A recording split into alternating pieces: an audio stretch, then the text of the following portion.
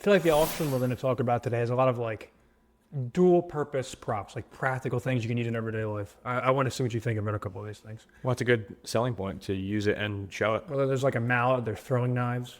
Throwing knives? Throwing- I have a yeah. throwing star, From where? but I've never used it. Like a fake ninja star. I won't say it's fake. It's pretty sharp. Have you tried it on anything? I've tried to throw it into the wall, but it doesn't stick. I mean, think about it. It's tough. It's rotating. What about like hitting a target? The target was drywall. The Propstore online entertainment memorabilia auction. First, let's start with like I said before, a use for something other than a prop. Mm-hmm. How about a mallet from Indiana Jones? A mallet? A mallet from the movie that Indiana uses. That yeah. That's such an impractical mallet. What do you mean? For what you need to use a mallet for, that's way too long. That's a sledgehammer. It's like a sledgehammer mallet. Yes, it's like considered both. But like you need to hit something in like a nice rubber mallet. That's like a 3-foot handle. That's like a 33-30 bat. Could you use it to like a? No, that's the thing. That's 2 hands. You gotta have 2 hands on that. Yeah, that's 2 hands on that, and you have to. There's got to be there's some shoulder involved with that too. It's a lot more. Also, is that wooden? I think so. Yeah, it's a lot more than just smash burgers. It's like driftwood. What? You wouldn't use it for a smash burger? Nah, that's not practical. Like the meat would go everywhere. Okay. Too much force behind that. That's got to be at least like 80 pounds of pressure. Speaking of burgers and food items, this is what I call the surprise of the entire auction. Okay, this is already number 2. Well, surprise as in how would it even? This is a sandwich that's sold from Paddington Bear. A marmalade sandwich. So for $1,343.40. How's it preserved? It is a reproduction of like a reproduction. No, yeah, it's literally the next 2 slices of the loaf. It's not a real sandwich. I just made a reproduction of the PB&J I had this morning. Clay. Oh, it's clay sandwich. Yeah. Is there? Look. Oh, it's like a play toy. That looks real to me. It's PB&J. It's made from two pieces of hand-painted cast foam rubber with orange-colored silicone spread between them. That's the worst bread. Why would they pick that bread? That's like rye poppy seed bread. You can maybe That's gross. Rye yeah, it does look kind of like that's what you're choosing for a peanut. First of all, there's no jelly on there. Wow. That's a dry mouth right there. You better have some water to wash that down. That's you can't get through that. That's gonna take you at least 20 minutes. With the Indiana Jones sledgehammer, you could. I guess. If you buy them both for a cool price. Paddington Bear was kind of sus. Cool price of this. What I said, a sandwich, $1,343.43. I want to move on to ask you a question about these 2 items. What would be a good reason to give these things to somebody as a gift? Gift for what? Birthday? Whatever you tell me. Why and what you would give it to them for? This is a bow and arrow from the Robin Hood movie from 2018. What would you give that to somebody as a gift for, and why? What do you think would be appropriate? I'd say like a going away party. Is there any symbolism there? Well, it's a very obscure item. Like if you didn't present, if I presented it to somebody without the arrows and the backstory, it almost looks like a piece, like a twig. Yeah. Like you went out, right? And you're like, hey, I went on this really nice walk this morning, and I found walking stick kind of thing. Not a walking stick. It's more like a wizard stick. There's too many bends to be a walking stick. Mm-hmm. It's not. I wouldn't say it's very sturdy. Okay. But it definitely has some character to it. Yeah. I also don't know how that could be used as a bow, because like where are the anchoring points? Do you know what I'm saying? Yeah, I think probably an attachment that's sold separately. So that's something you just can't break up. You can't use it. You can't sell it on. That's not functional.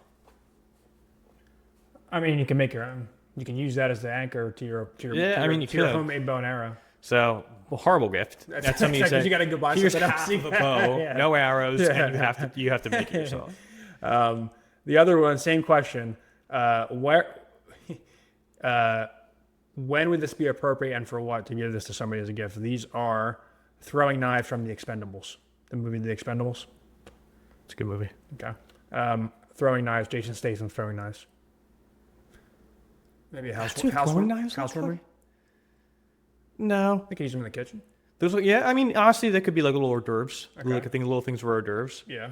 Maybe like for finger foods, you put them in there. But I wouldn't. I would give those as like something, maybe like a confirmation or something. Why? Because you could just like, I mean, think about it. You enter the kingdom of God, the kingdom of you're graced into, what is confirmation? Actually, It's the last stage, the last sacrament. yeah. So you make your last sacrament. You're Right. presented with 2 blades.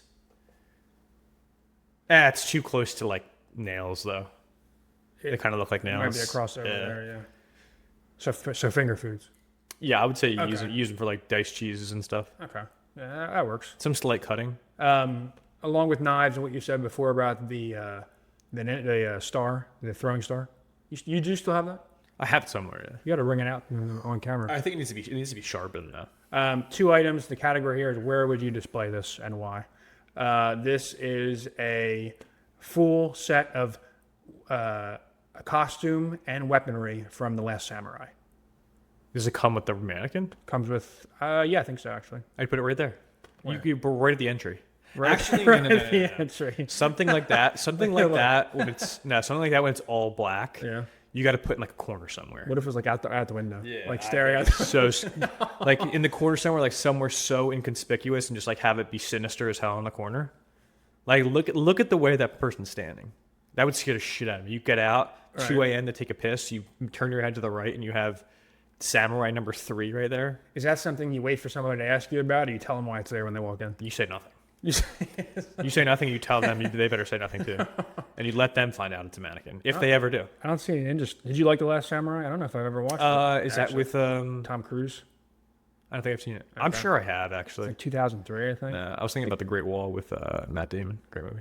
I think this is something that you would find multiple uses for. Like when I asked you where you display this, you'd be like, wherever the hell I want, like on my work desk, anything. These are tokens that they used to model the game pieces of the movie Jumanji. Little characters. So What are they? Robin Williams. So they are the final. They are Like a jade gorilla. elephant, like a monkey, like an alligator, and they're all little game pieces that were used as like the molds for the Jumanji. I know exactly what they are. Where would you put them? How big are they? Is that like real size? Like are they? Would you say they're like small statue? Yeah, I would say they're smaller statues. Yeah, like you could put them on a table, I would line them up. like right when you walk in the door. Yeah, I would put them. What about on top of like the cabinets? Nah, it's a waste. It's tough to see. Somewhere where somebody can find them, or maybe I would scatter them around the place, like just like a little, like oh, there's another one. You know what I mean? Like how many are there? And don't ever say just all of a sudden there's just, Yeah, just like in random spots, like in like somewhere that like somebody might randomly like open a drawer by accident. It's like, Okay. it's like wait, what is this? And But then they notice another one over there. and then there's another one. It's like, wait, what are these? You know what I mean? Yeah. And they ask me, and I'm like, oh, I have no idea. Where'd they come from? And then you just you'd have to carry on the story. They sold for $2,519.09. They're a huge part of the movie. The set. Yeah. Yeah. An undervalued bargain that I had from this auction were behind the scenes cast photos from Star Wars 1977. I've first never seen Star Wars. Me either, actually. But I mean, like these behind the scenes Type 1 original photos, which is a whole That's a sepia it's a filter whole if I've ever seen one. recent like booming market of these original photos that they first off of the negatives. Oh, sure, yeah. $1,679.39. That's it? For behind the scenes Star Wars. Wow. salon. I'm sure you could find Break them up like that. I'm Grade sure you them. could find like a crazy collector for Star Yeah. Wars because there's 1,000 of them. Well, way more than 1,000 of them. And sell them for at least double that. Yeah. Next, we're going to go to a small item, but I feel like it packs a punch no matter the size. It's Small but actually mighty. sold for $3,190.57. This is a Jurassic Park brochure as if you were going to the theme park. Like if you're going to Universal Studios Is this like? from the movie. Like they would have in the movie, like they would give to somebody visiting Jurassic Park of the first But Jurassic did they Park. do that though in Yeah. the movie? Yeah, I think one of the main characters had them, and they were in scenes behind the scenes. They were in scenes behind. Can we like, zoom in on that? On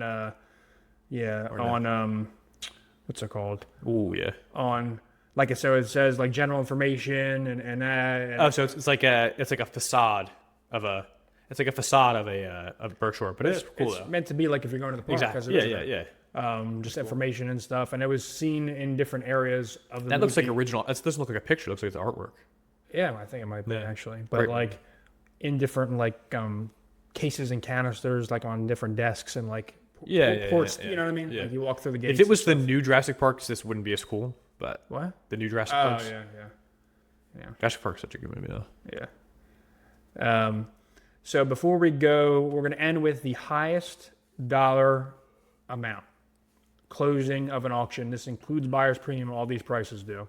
This is the highest close. It's from the movie Indiana Jones. $15,100, $114. We can't just say the movie in it. It's like 7. The original, or not? Yeah, Temple of Doom. Temple of Doom. Yeah. So Is it the Mallet again? It's not the Mallet again. A lamp from a bedroom. From a fight scene. From a fight scene in Indiana Jones. Dumbass movie. I mean, dumbass. $15,000. That is so why. stupid. That is a rusty trash. I don't know why. That's rust. Why. That's scrap metal. You're getting 35 cents in Canada for that. I'd rather have the bonus item on this list. I'd rather have anything than that. What are you gonna do with that? That's like target practice for the throwing star. No, it's not even that. Just make a sound. I mean, if you're gonna try to use it as a percussion instrument, maybe you get that in the mallet. Well, I definitely rather have the item that I include as a bonus item. A original script from E.T. $2,183.30. It wasn't even called E.T. It was called like The Boy's Life. But the original Thank title, God they changed it. It was literally called like The Boy's Life. The original script from the original movie for E.T. Revised 1981. You could. This is literally the page where he talks about going phone home. What's the red? As part of the original copyright or something. I'm not really sure. As part of the original name of the movie, but The Boys. Who directed that? Steven Spielberg. Yeah. But like you can see, this is one of the pages that says about like a ET phone home question mark. There's Elliot. Imagine having to. I know they do it in like scenes and cuts, but like imagine actually having to remember an entire script like this for like a 10-minute scene. Amazing. The actors. I read McConaughey's book, and he talks about how he thought he was going to do it. Green Lights. Great book. But there was a scene where he had to do. It was like early in his career, and he had to remember how to do. His dialogue was in. He didn't know his dialogue was going to be in Spanish, so he didn't prepare for it at all. He showed up on scene. They were like, "All right, here's the dialogue." They showed it to him, and it was all in Spanish. He was like, "All right, I need like 15 minutes." He just like came back and winged it, and it was fine. But like, how do you even do that? It was in a different language. Like, even just the language you speak every single day, like memorizing an entire page to talk back and forth with somebody, that's got to be tough. But I'm sure at any point, like especially the most experienced actors, they could be like, "Cut, we're doing that again. Cut it in half." Like, right, exactly. So I'm sure it's easier than you think, but I'm sure it's stressful as hell, especially if you're ET. Well, he never messes up. He's a robot. Well, he just phoned Tommy. He's got like 3 words. Yeah, that's true. That kind of wasn't called The Boy's Life though. That would have been a little rough.